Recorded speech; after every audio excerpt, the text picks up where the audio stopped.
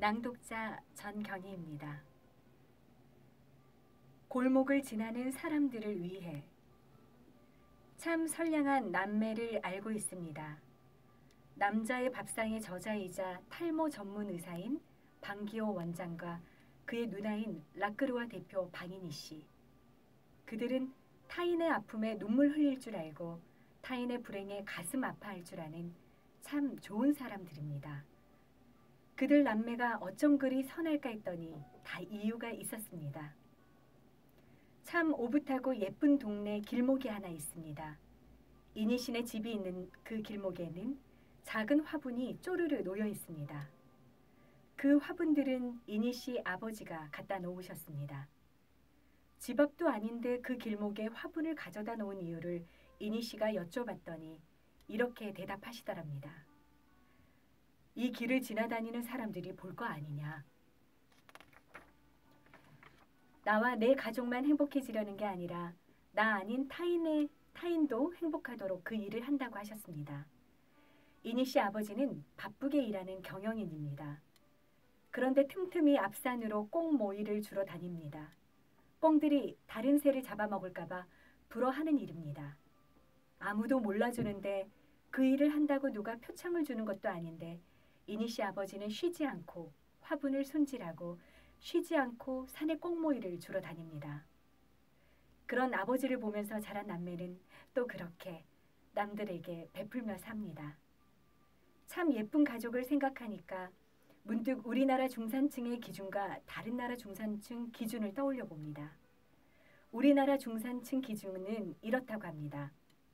직장인 대상 서울문 조사 결과 1. 부채 없이 30평 이상 아파트 소유. 2. 월 급여 500만 원 이상. 3. 2000cc급 중형 자동차 소유. 4. 예금액 잔고 1억 원 이상 보유. 5. 해외여행은 1년에 한 차례 이상 다님. 그런데 프랑스의 중산층 기준을 보면 이렇다고 하죠. 퐁피두 대통령이 삶의 질에서 정한 기준입니다. 1.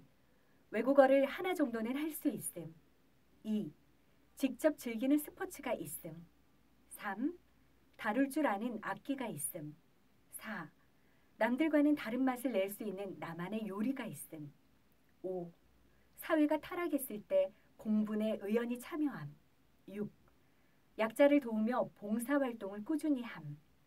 그런가 하면 영국의 중산층 기준은 이렇습니다.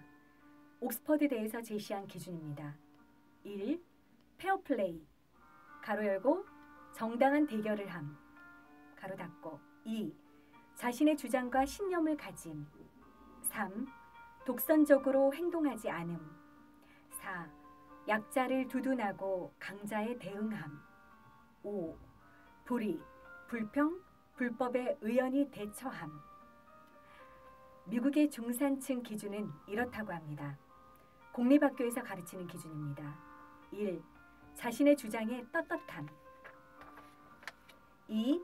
사회적 약자를 도움. 3. 부정과 불법에 저항함. 4. 정기적으로 받아보는 비평지가 있음. 우리나라와 다른 나라의 중산층 기준이 확연히 다릅니다. 우리나라는 언제부터 이렇게 모든 가치를 경제적인 가치로 환산해 왔을까요? 중산층이라는 말이 꼭 물질적 풍요를 지칭하는 말은 아닙니다. 그러나 보편적으로 중산층이라고 하면 삶의 여유와 행복을 누리는 가족을 연상합니다. 잘 산다는 것, 그 기준이 예금 잔고나 부동산의 유무는 아닐 것입니다. 돈을 가졌다면 그 돈으로 얼마나 인생을 잘 누리며 사느냐, 그 돈으로 얼마나 사회에 갚으며 살고 있느냐, 그것이 척도가 되어야겠죠. 얼마나 가졌느냐가 아니라 어떻게 사느냐가 중요하니까요.